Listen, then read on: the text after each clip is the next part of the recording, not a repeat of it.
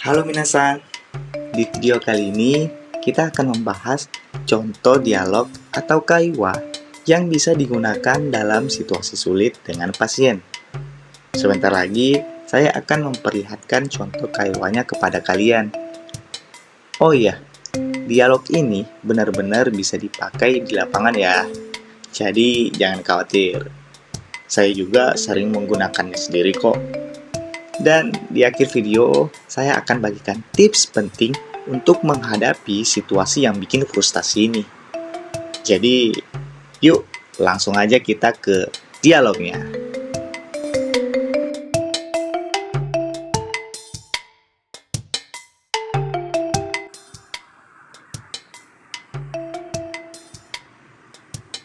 Oba-san, もうここにいたくないよ。家に帰りたいんだよ。あなた、おばあさん、そんなに怒らないでください。もう少しだけここで様子を見ましょう。おばあさん、毎日同じことばっかり。私は元気だ言ってるのに、どうして信じてくれないの？あなた、信じてますよ。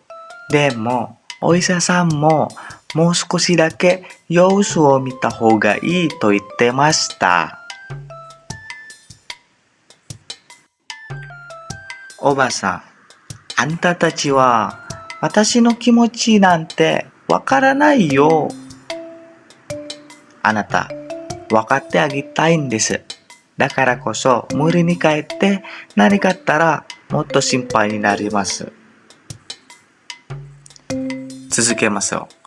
もし帰ることが本当に大丈夫だとわかれば、私が一緒に準備しますからね。おばさん、本当に？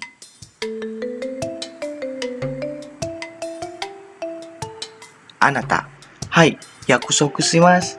でも、あと少しだけここで一緒に頑張りましょう。おばあさん、わかったよ。でも長くは嫌だよ。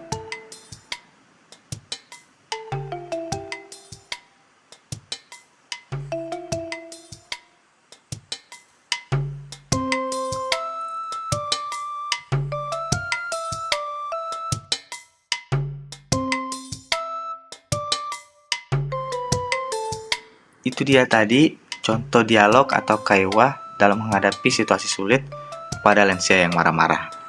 Jadi, mari kita lanjut ke contoh yang kedua.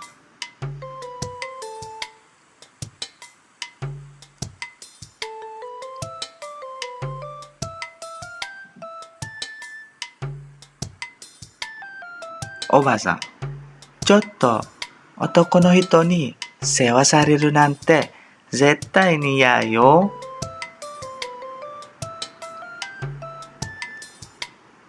あなた、すいませんおばあさん。無理にとは思っていません。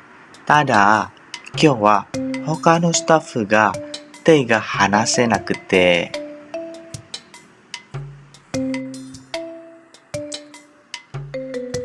おばさん、でも、やっぱり女の人の方がいいのよ。恥ずかしいし。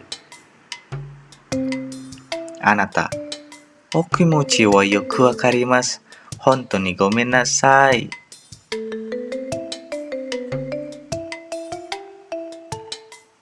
あなた続けて。必要な部分だけできるだけ丁寧に対応しますので、少しだけご協力いただけますか？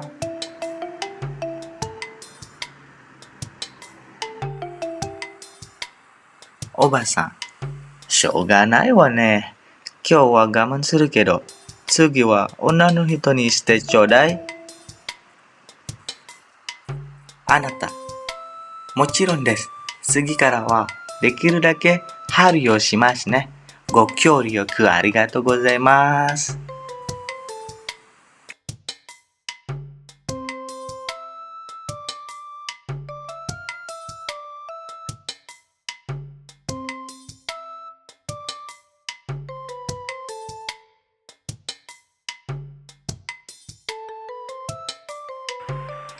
Nah, jadi itu dia tadi dua dialog atau kaiwa ketika kita menghadapi situasi sulit saat menghadapi pasien yang sedang tantrum atau marah-marah ke kita sebagai seorang perawat lansia di Jepang.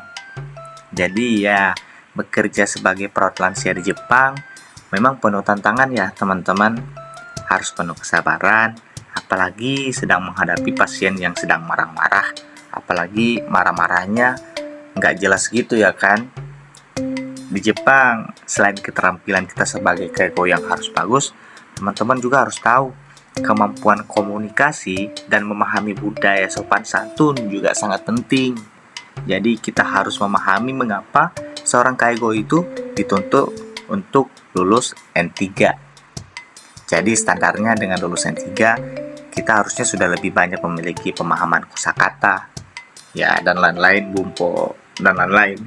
Jadi untuk teman-teman tetap semangat untuk mengejar N3-nya juga ya. Memang kalau belum bisa N3, bisa ambil N4 atau JFT A2 dan SSW Kaigo. Tapi percaya deh, dengan punya N3, teman-teman, pekerjaan kalian bakal lebih mudah nantinya. Udah percaya? Coba aja deh, karena saya juga sudah membuktikan teman-teman. Apa dengan kita bisa lulus N3 itu berasa kayak kita mempunyai banyak kalimat yang bisa kita ucapkan gitu teman-teman. Kan di Kaigo itu kita kan selalu ngobrol. Dengan N3 itu udah standar lah ya, menurut saya sudah banyak kotoba-kotoba atau kalimat-kalimat yang bisa membantu kita untuk berkomunikasi dengan lansia gitu teman-teman. Jadi tadi yang saya janjikan adalah tips-tipsnya ketika menghadapi situasi sulit seperti pasien yang tantrum marah-marah kayak di dialog barusan. Jadi tipsnya adalah pertama, ada faktor psikologis teman-teman. Mungkin lansianya kesepian atau sedang frustasi karena ketidakberdayaannya terhadap kondisinya. Jadi teman-teman harus tetap tenang dan gunakan bahasa yang lembut ketika menghadapi pasien yang sedang marah-marah seperti ini. Yang kedua, jangan balik dengan menggunakan nada tinggi. Maksudnya balik di sini, dia marah-marah, terus kalian balik dengan nada tinggi ke mereka. Respon aja dengan bahasa pelan dan lembut. Terus jaga intonasi kalian tetap terdengar ramah gitu ya, dan menghormati. Ya walaupun saya tahu kalau dalam situasi seperti ini nantinya di dalam hati kita juga agak gedeg juga ya aslinya ya. But jangan keluarin sisi jahat kalian. Tetap slow aja, slow, oke? Yang ketiga, beri ruang untuk lansia untuk marah-marah. Ya memang ada kadangnya buat seseorang cuma ingin marah-marah aja gitu. Bukan cuma lansia doang gitu, kadang kita juga merasakan seperti itu gitu. Kadang kita cuma mau didengar tanpa harus dibantah dulu gitu. Jadi kita biarkan saja si lansianya marah-marah, beri dia luang untuk marah-marah. Jadi setelah terlihat cukup tenang, kalian bisa dekati dia dan beri sentuhan ringan dan lembut seperti sentuhan tangan dan bahunya gitu teman-teman. Saya sih biasa lakuin itu ya. Saya elus tangannya. Kalau bahasa Indonesianya seperti ini. Gimana? Udah cukup tenang, anjay. Ya kayak seperti itulah teman-teman ya. Sambil kalian bisa berempati sedikit ya. Kayak tadi ya, standarnya bilang aja sumimasen, taihen desu ne. Jangan kalian dekati terus langsung cubit pipi atau tabok tangannya gitu ya. Jangan teman-teman, sabar. Kalian pilih pekerjaan keigo ya berarti kalian harus sabar gitu. Kalian orang tidak sabar jangan masuk keigo gitu teman-teman ya. Terus yang keberapa ya? Selanjutnya keempat ya. Kalian juga ketika berhadapan dengan pasien seperti ini, jaga pandangan kalian teman-teman. Sebisa mungkin pandangan kalian lebih rendah dari pandangan pasien. Semisal jika pasien di kursi roda nih, kalian bisa sambil jongkok dan mempraktekkan tips-tips yang di atas. Alasannya agar pasien merasa dihargai gitu dan terlihat seakan-akan tidak terintimidasi oleh kita. karena kita berdiri menatapnya ke bawah gitu.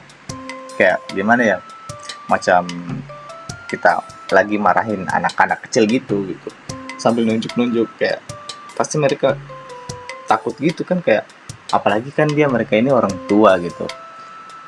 Mungkin dalam pikiran mereka, wah anak ini kurang ajar, saya lebih tua dari kamu. Mungkin ada perasaan seperti itu teman-teman. Jadi kalau saya sendiri, saya ngelakuin itu teman-teman. Saya ngobrol sambil jongkok, terus sambil nanya-nanya, kenapa emang? Oh begitu. Oh, taihen desne, gitu ya. Teman-teman, saya praktekkan yang itu teman-teman. Terus yang kelima, yang terakhir lah ini ya. Setelah kalian sudah capek bergelut dengan kesabaran kalian menghadapi pasien seperti itu ya, kalau bisa diskusikan aja ke rekan kerja atau atasan agar bisa dapat advice lah istilahnya ya. Dan perasaan kalian juga jadi lega karena sudah bisa bercerita gitu terhadap yang kalian alami. Jadi ya mungkin itu dulu ya teman-teman ya, minasang. Semoga video ini membantu kehidupan kalian kelak sebagai go di Jepang. Saya juga bukan pekerja yang 100% terampil kok, tapi kenapa saya tahu semua ini karena ada yang namanya proses teman-teman ya, minasang. Saya juga berproses, jadi jangan takut untuk kerja di bidang kaigo. Kerja di bidang kaigo itu luar biasa. Kita dapat ilmu dan dapat berkah membantu pasien, bukan cuma mendapatkan uang tapi mendapatkan amal ya terah, karena kita membantu merawat orang tua, walaupun itu bukan orang tua kita sendiri. Tapi semoga kelak ilmunya bisa bermanfaat buat kita untuk merawat orang tua kita juga nanti kelak gitu teman-teman. Jadi tetap semangat, oke? Semoga video ini membantu teman-teman semua. Maaf kalau bahasa Jepang saya dalam dialog masih agak belepotan, tapi itu pure ingin membantu teman-teman. Semoga membantu, dan terima kasih. Mata ne.